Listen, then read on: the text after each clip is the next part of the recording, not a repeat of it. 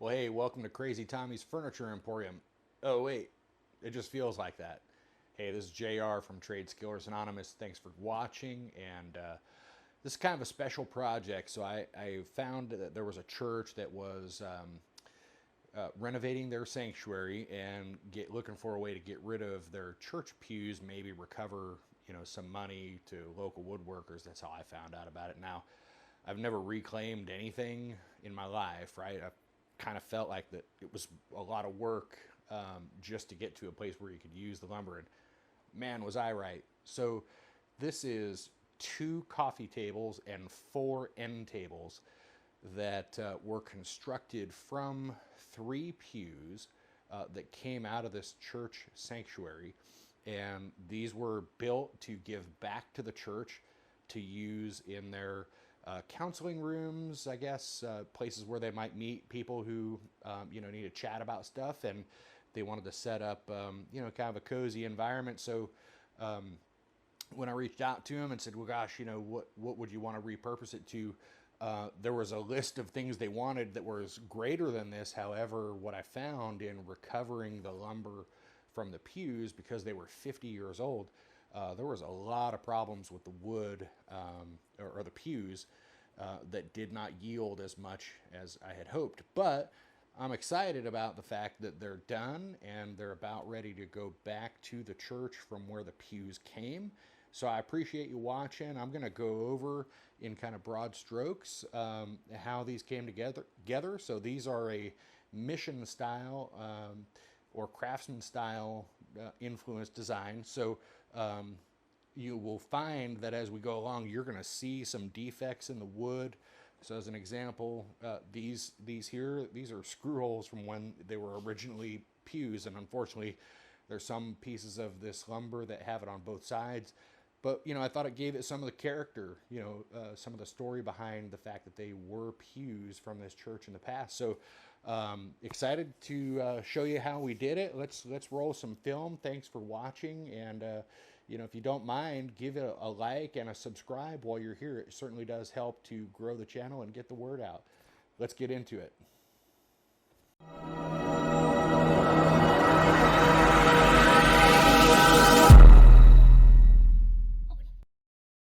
Okay, and so as I mentioned, these are what the pews looked like before we started, and then here a couple of pictures of the usable lumber that was left out of 3 pews, and that's what this project was made of. So we'll get into a few of the steps without getting too deep into any particular one.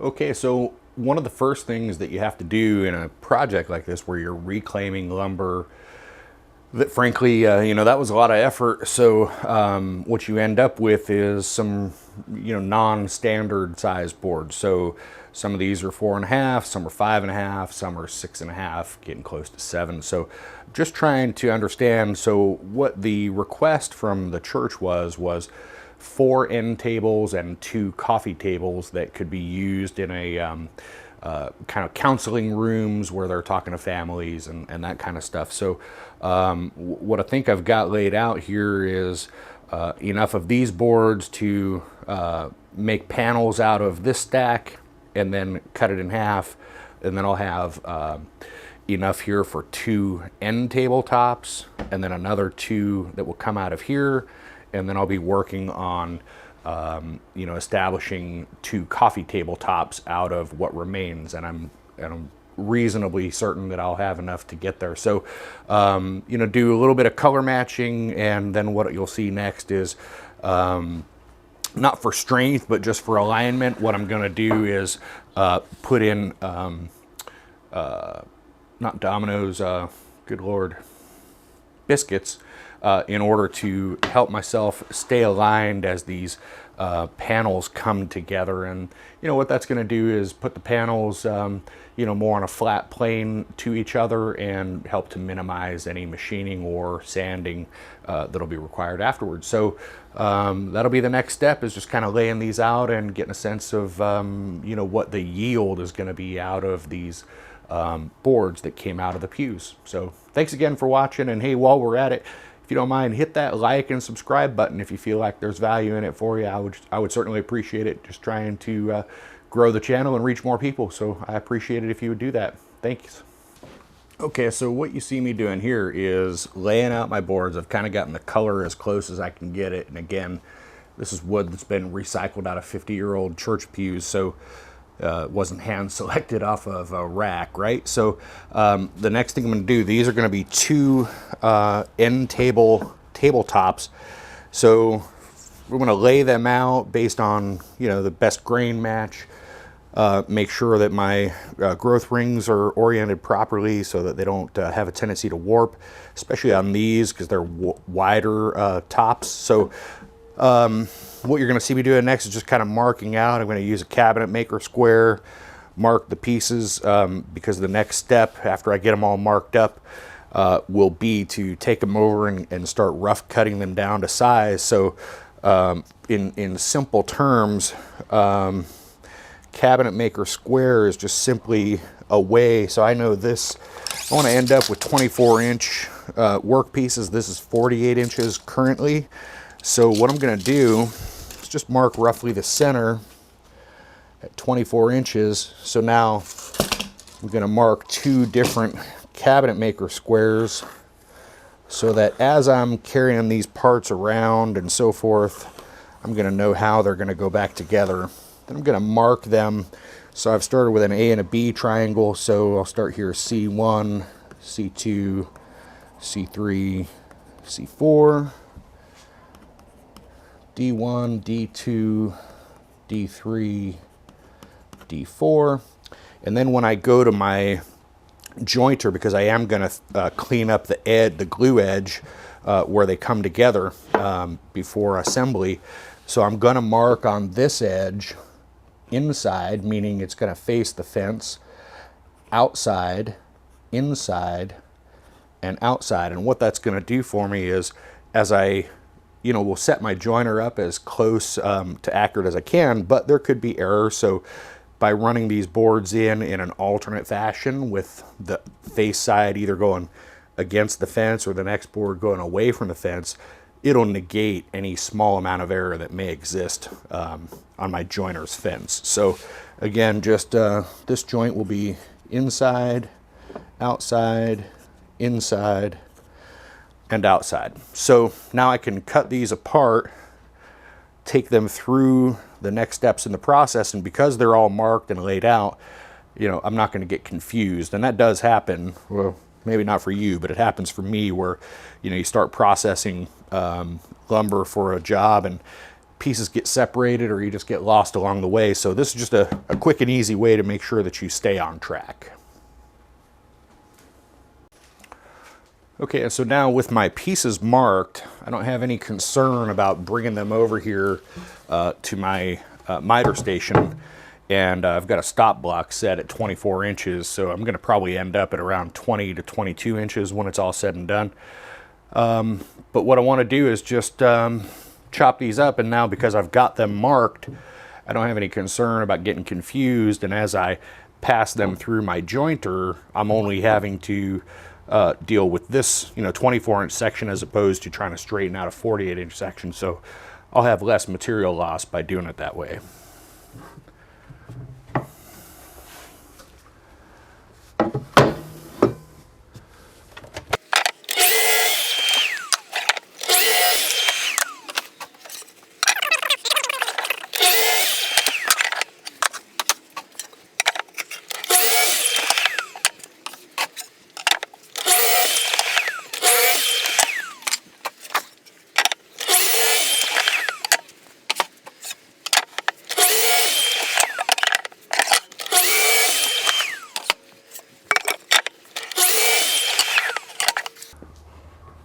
Okay, so I failed to mention earlier that when I took these pews apart, I went ahead and milled all the lumber, got rid of, the surface that was there, brought them down to a common dimension. And then I've let them rest. They've been resting for about a week after ripping them apart and then doing the milling operation. So they've had plenty of time for the tension to come out of the board. So I'm going to just go back quickly again over why I go ahead and mark the boards as I'm getting into the breaking them down to their rough dimensions. So it might be hard to see on the camera, but I've drawn a carpenter's or a cabinet maker's triangle here, and that just helps me to reassemble the boards back together. My next step will be to joint them, and then I am going to also put biscuits here in these joints just to aid with alignment. And again, these indexes here that I've just given myself a way to mate them back together properly when it's all said and done. I'm going to end up with a bunch of different parts laying around the shop for a little while, so just helps to avoid confusion.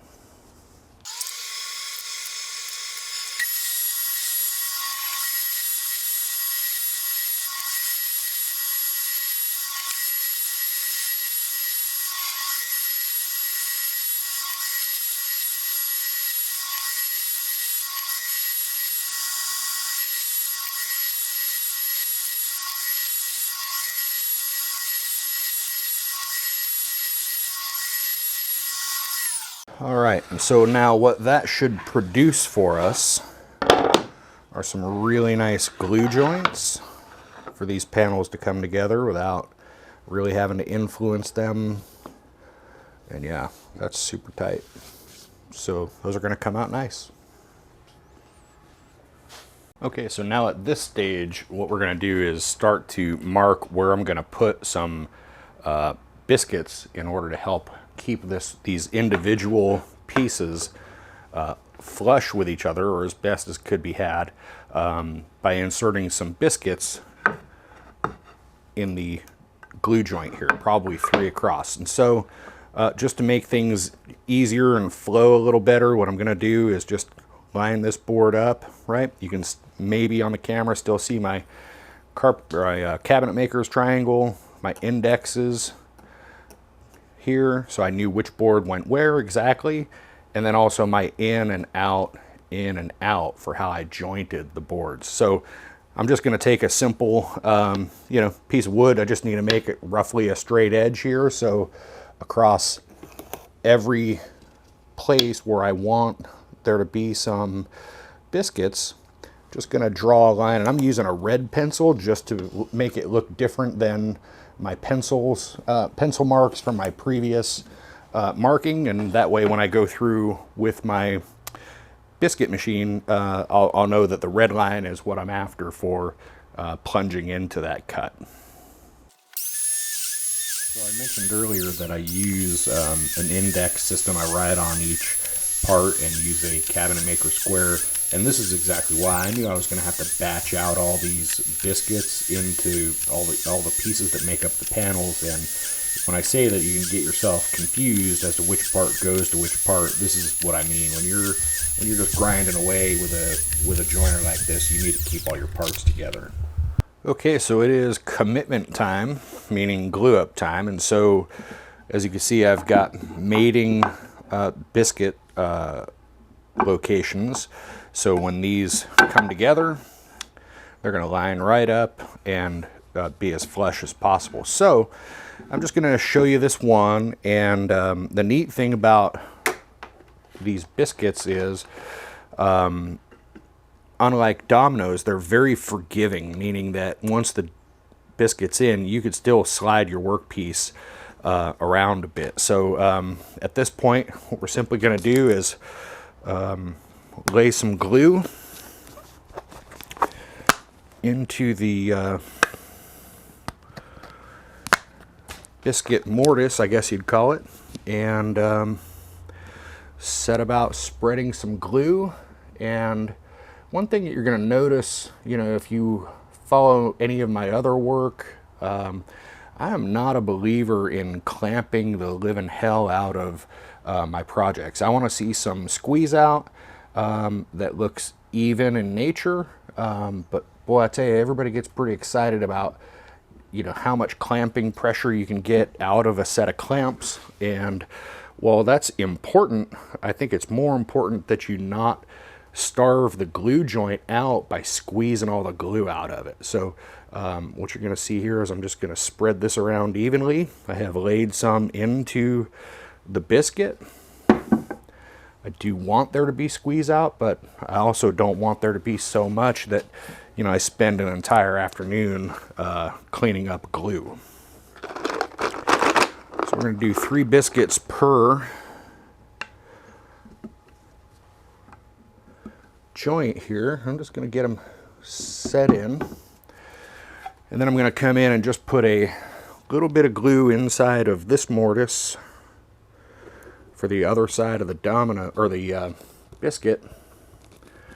And then just give myself thin glue on this side. Spread that around as well. I am using Titebond 2 just because it has a little bit more open time, or working time if you will, than the traditional Titebond does. So because I'll be putting multiple panels together, I thought I would benefit from a little additional time.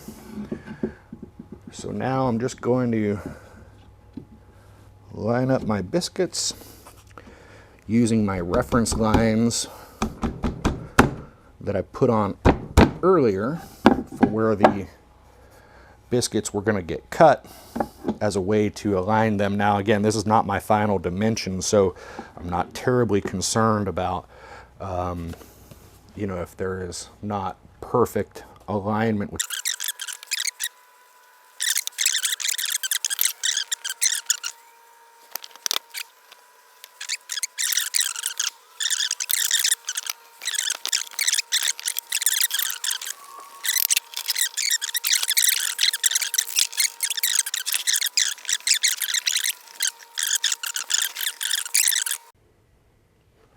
Okay, so to catch you up with where we are, we just cut the biscuits to make these panels, and so I have glued those up, and you've probably seen enough of that activity.